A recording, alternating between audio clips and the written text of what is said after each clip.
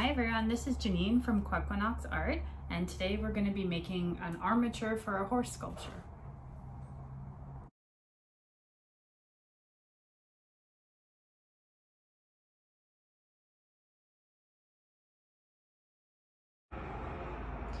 So let's take a quick look at the materials that you're going to be using.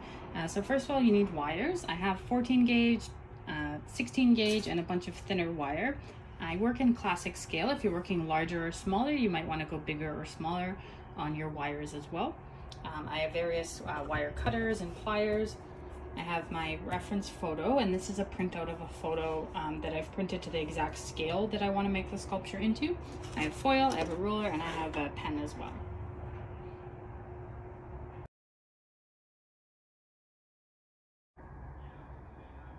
So my biggest piece of advice for making an armature is to get your wires as close as possible to the bones of the skeleton. The more accurate you are, the more accurate your sculpture will end up being in the end. So there's a few specific areas where this is more important, which include this kind of top of the skull here, the base of the neck, the shoulder and elbow kind of area here, and then this difference here between the hip and the pelvis. So those are kind of problem areas that can be solved by actually making the armature closest to the skeleton. So when you find references, it can be hard to get photographs of actual skeletons, and honestly, every reference that you find is going to be some sort of recreation. So this is a drawing of a skeleton. It's an anatomical drawing that's been measured and all of that, but it's still a recreation. So it's really hard to find actual real horse examples. So it's good to use multiple references and to just kind of accept that this isn't going to be necessarily perfect. So it's still important to use other references, including photographs of actual horses and real horses, and kind of pull in a few different things. So this is a good starting point, at least for laying down your wires, but it's not the be all and end all. So if you're not able to print your photo to the exact size of the armature you want to make, you can scale it, but it is a little bit of math to do. So for example, if you want to take a small photo and make it into a traditional sized horse, so say for example, my photo right here, the body length is about 4 inches. So if I want to make a traditional horse that's about 8 inches, you're going from 4 to 8.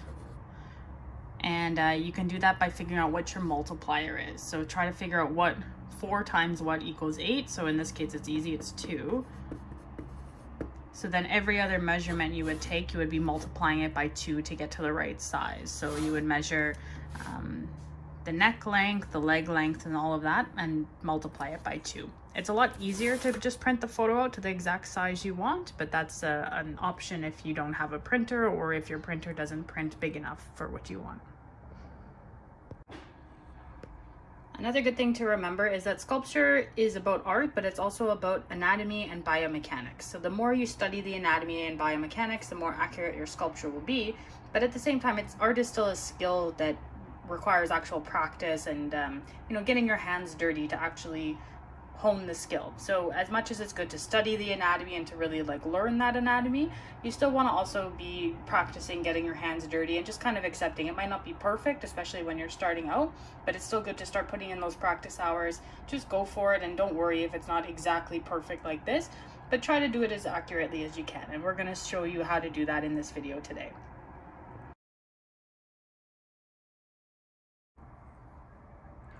So I use 3 wires for my sculptures. I use one wire that is from about the middle of the head all the way across to the neck, going all the way down across the spine here, and then forming the tail. And then I have 2 wires that will be sort of a U shape, so forming the front leg down like this, and then one forming the back leg down like this. And those 2 wires will both connect, so you'll have both legs. So you can see kind of, I just have a piece of wire here. It's one of the 16 gauge ones. And then what I'm gonna do is just position it according to the skeleton here. So I'll just bend it so that it's the shape of the neck, and I'll just follow it along and make sure that it follows exactly what the skeleton is.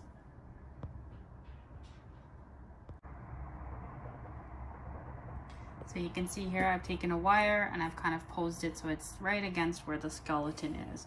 And there's a couple interesting points. So you can see the outline of where the horse's actual neck is, and the wire is much deeper in there.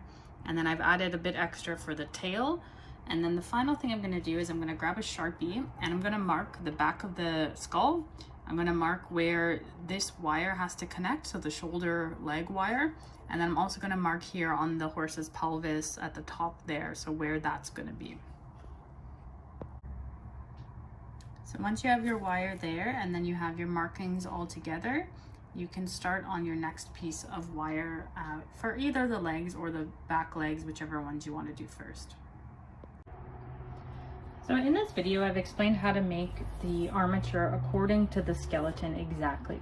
Something that I see a lot of people do, and I used to do the same thing, is that you make your wire here where it's the kind of spine, and then to do the shoulders or to do the back end, we'll use the back end as an example, is you connect it up here where it looks like it goes, and then instead of going back and forward, you end up just going straight down to the pelvis here and then back. So your wire would end up looking kind of like this, going down. And a lot of people do that, and it's not bad if you're just doing a standing horse. There wouldn't be an issue. But the reason it can cause issues with anatomy, and the reason why it's probably better to go back and then down, is that this is actually the horse's joint here. That's your horse's hip joint. This is just the top of the pelvis. So when a horse moves its leg forward, it's actually moving this bone forward. It's not moving this part. This is the pelvis. So this is the hip joint, this is the stifle joint.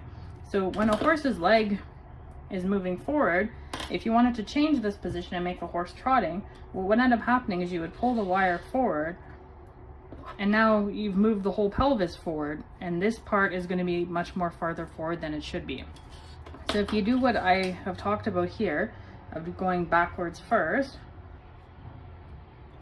like this, then when you move the horse's leg forward to trot, it's actually going to be in a more correct place. So you're not going to tip it from there, you're going to tip it from here. So it's important to understand where the movement in the joints are coming from. And similarly in the front leg, a lot of people like to just sculpt it going straight down. And the problem with that, again, is going to be as you're moving the shoulders around, they might end up in the wrong place because the leg is going to change directions or change lengths depending on what you're doing.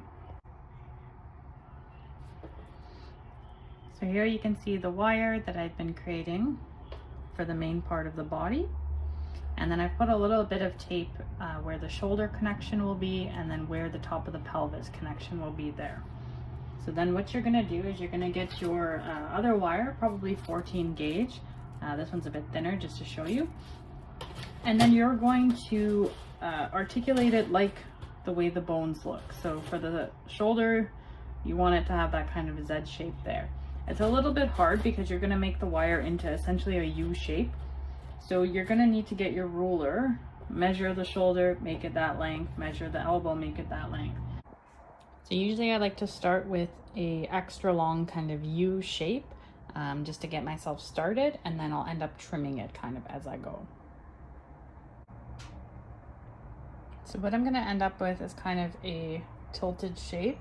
And it's hard as you're laying it over to kind of follow the skeleton too exactly, so you will have to use your ruler and do some measurements.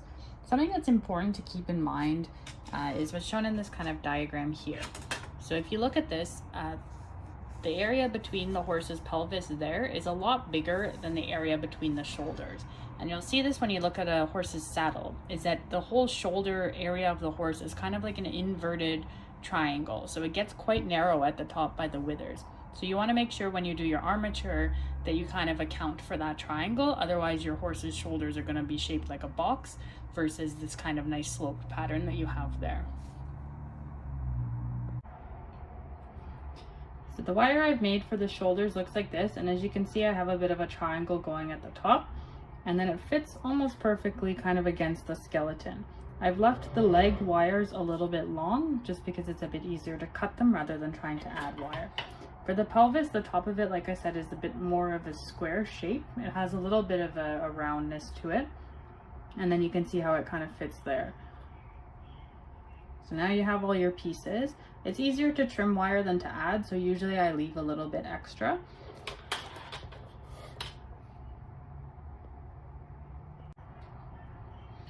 Another thing to keep in mind when you look at the horse here is that the neck connects kind of into the middle of the scapula here. So the horse's shoulder comes around like this. That means your wires are going to connect kind of on an angle this way.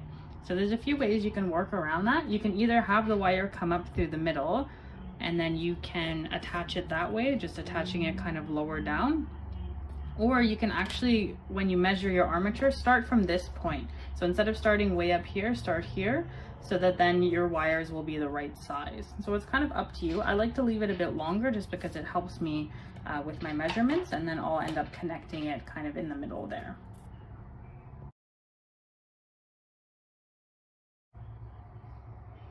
So I like to use this really, really thin wire to kind of start myself off when I connect everything. So I'm going to do the back leg first, just because it's a little bit easier to show you. And remember to keep it angled the correct way. So I have my little tape marking there. And then what I'm going to do is kind of hold them together like this. And I'm going to use a thin piece of wire here. And what I'm going to do is put it on there and then kind of wrap it in like a figure 8 pattern to get everything working out. So when I wrap in the figure 8 pattern, first I'm going to hold it and kind of twist it around one leg there. Then I'm going to reset, because you can see it gets twisted quite easily. And I'm going to wrap with this one around in a figure 8 pattern. So essentially this small wire is going to hold everything together. So once I have it wrapped on the leg wires, I'm going to twist it over and wrap on the main piece of wire as well. And then I'm going to do that the other way. So making sure it stays, because now it's kind of sliding around. And what you're going to end up with is kind of a figure 8 pattern of your wires. Double check it, and then you're going to keep doing that. So keep wrapping it, but essentially this has stabilized both parts together in kind of an X shape.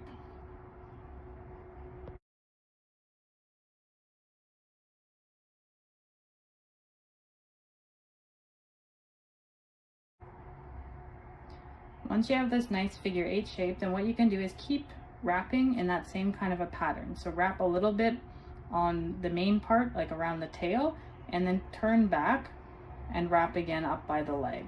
So just keep rotating and keep connecting. And you're seeing what's happening is it's twisting a little bit. You can just keep correcting that. Once you put everything together, it'll stay in place. So then once I have that basically on there, is I'll end up putting probably a lot more wires just to keep everything together.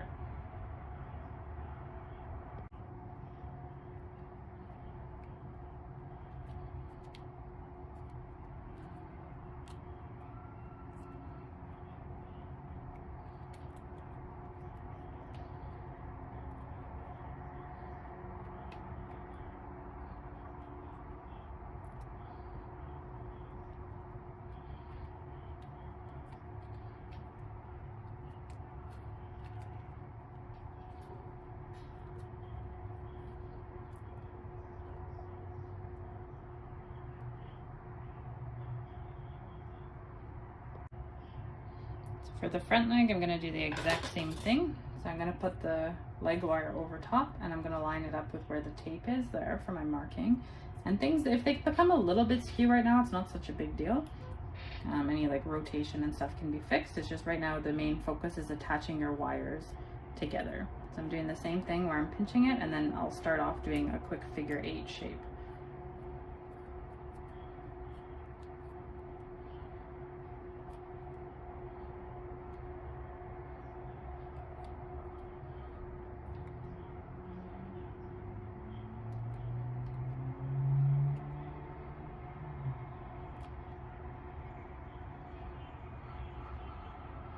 And you want to keep checking it to make sure nothing's gone too weird. And you can see my front legs are way too long, but that's okay as long as the rest of it looks all right.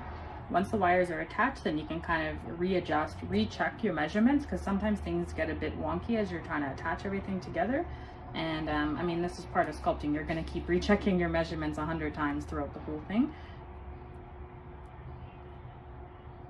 So right now it's fairly attached, but it's a bit wiggly and wobbly, right? So that's okay. That's kind of the stage we're at right now. And it's looking not too bad.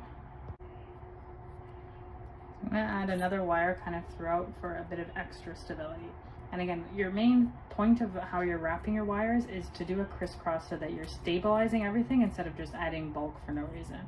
So I want to do a few wraps around each wire that exists here. And then after I've wrapped it, I want to cross back up.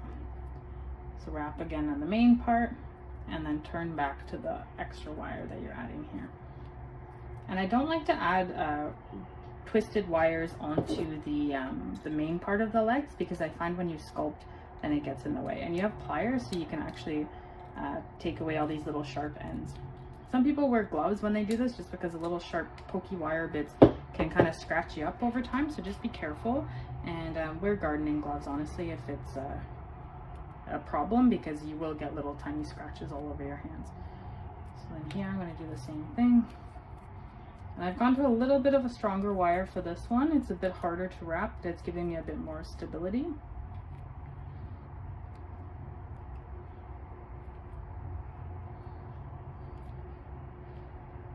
And then again at the end you can kind of adjust it back up, because inevitably it will kind of get a bit shifted out of place.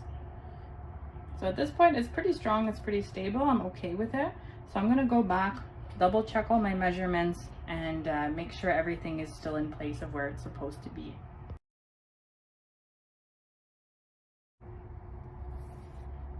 So when I double check my measurements, for example, the horse's scapula here, I can see how big it is, check here and adjust. So what I did was what I told you guys at the beginning not to do, is that now I measured the scapula up here, but then I connected it right to the wire there. So it's actually too low on my sculpture. So either I can readjust and make the scapula shorter and then cut the legs, or I can adjust it to make it higher. So instead of measuring from the top down, I'm actually going to measure this little bit portion in there. So bring out the roller, and I can see that that portion is about 3/4 of an inch. And here it's about 1 inch and a bit. So I want that to be shorter. So what I'm going to do is grab my pliers and just kind of readjust it. And this is why using the skeleton versus using a photo is going to help you a lot more. So I'm going to do that with both sides.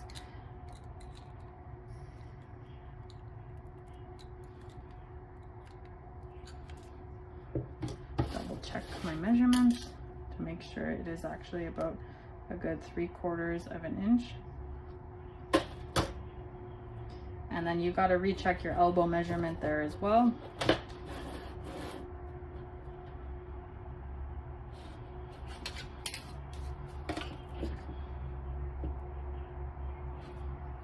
That one's about 1 inch.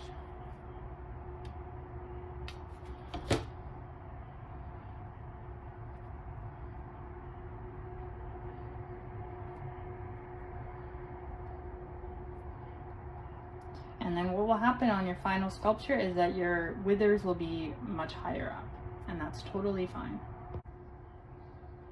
So now what I've done is I've double checked all my measurements. I've repositioned the wires so that what I have overlays quite well on the skeleton. It's a nice visual reference, but really your measurements are what you want to rely on more than the visual reference. And I also want to check it from above too, because sometimes things can go a bit funky or go a bit twisted when you look at it from above. So it's always important to double check that as well. So for the next part, I'm going to start adding tin foil. The issue with tin foil that you have to be careful about is you don't want to bulk it out too much, because then when you start sculpting, you're going to hit the tin foil and it's going to get in your way. So never put tin foil on the legs. I would usually only put tin foil kind of on the belly and then around the neck, just to make sure that some areas are bulked out and you're not wasting too much clay or adding too much weight. So my first move is going to make a ball out of tin foil and use that to make the horse's rib cage.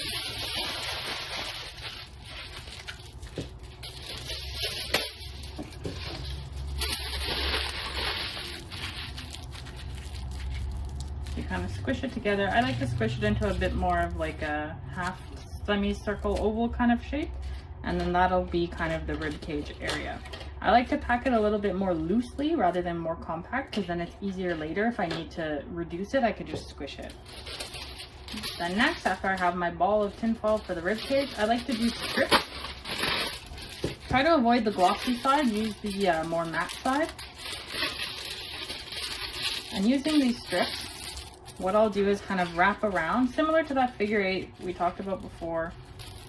I put it over top, and then I'll actually just wrap quick around the shoulders and back up.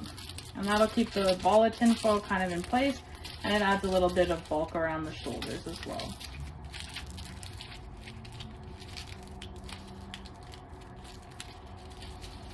And then you're going to do that again with the back legs.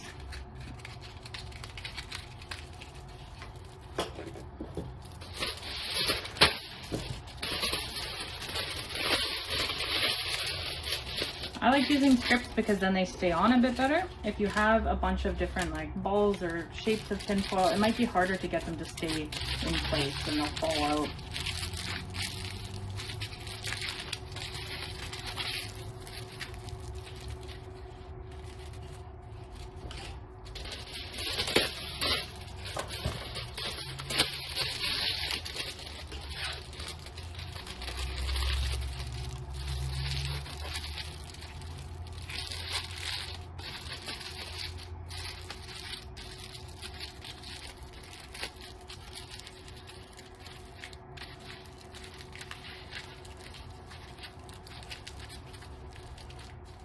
And then after I've done that, I would like to put a little bit where the neck is.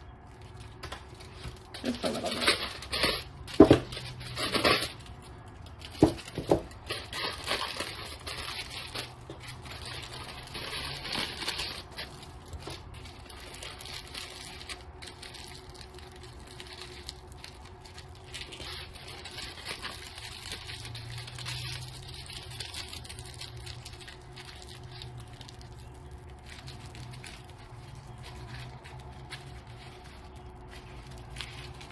You can kind of squish it into place.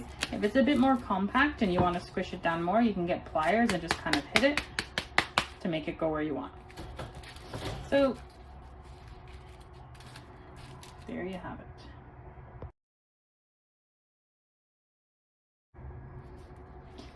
So stability is very important in sculpture. So you want to make sure your armature actually stands on all 4 feet or on 3 feet and it balances. So if your armature is on 3 legs and it's tipping, that means your final sculpture is going to do the exact same thing. So you want to try to make sure everything is balanced as well as stable. So if you have wires kind of wiggling around or like side to side and things like that, when you're sculpting, things are going to go out of place as you add weight, and you're going to end up with weird twisting or things not looking where they're supposed to look. So it's important that you stabilize this and also ensure that it balances. So my guy, it's hard to tell, his feet are not completely even, so he's actually not standing square on his feet.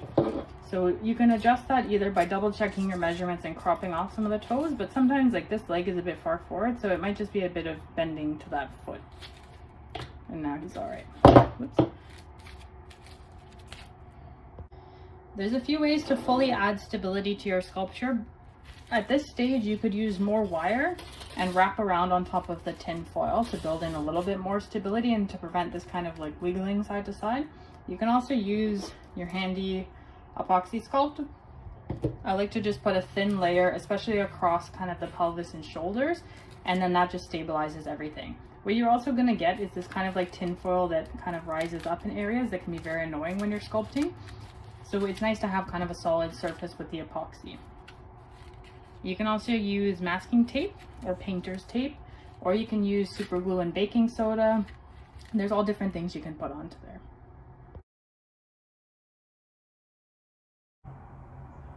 So another tip I would have for these guys is, instead of using the epoxy sculpt to stabilize this armature, is what you can do is actually keep it like this, and then over time you can sculpt and reposition it for practice.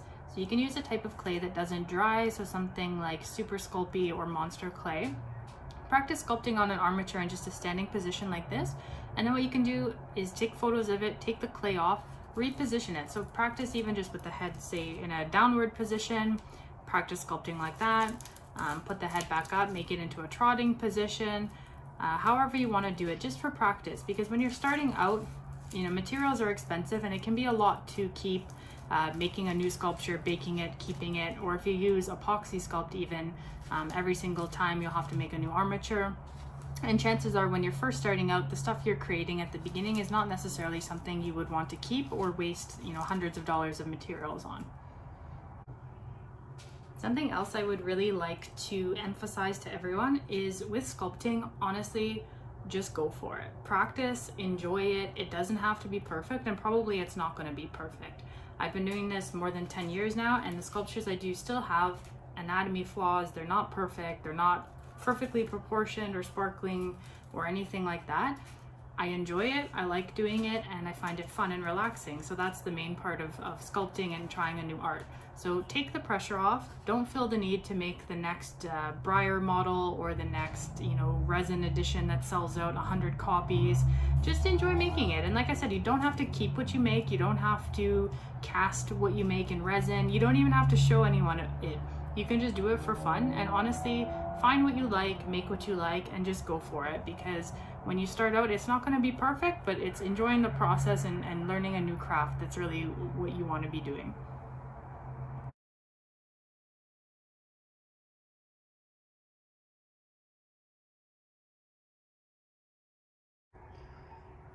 I just want to quickly share some of these reference books that I'm using. So this one by Ellen Berger, An Atlas of Animal Anatomy. You can find most of these online, but they're really, really good drawings of horses, and then they also go through proportions and measurements. This one, the Horse Anatomy Workbook, it's like a coloring book, but it's got really, really good diagrams, and it goes through kind of layer by layer. This one is my own book, but it goes through how to make an armature kind of step by step, so that could be helpful if you're looking for not so much a veterinary book, but more of a model horse related book. These two are by Janine Haq, and she does a lot of videos, seminars, and different demonstrations where she paints the skeleton on a horse, so you can kind of get a better feel of how the bones look in different positions, which can be quite helpful because a lot of skeleton photos are of just kind of a standing horse. And then this one, Horses, Muscles in Motion, is more so about the muscles rather than the skeleton, but it could still be a helpful book for people starting out with sculpting.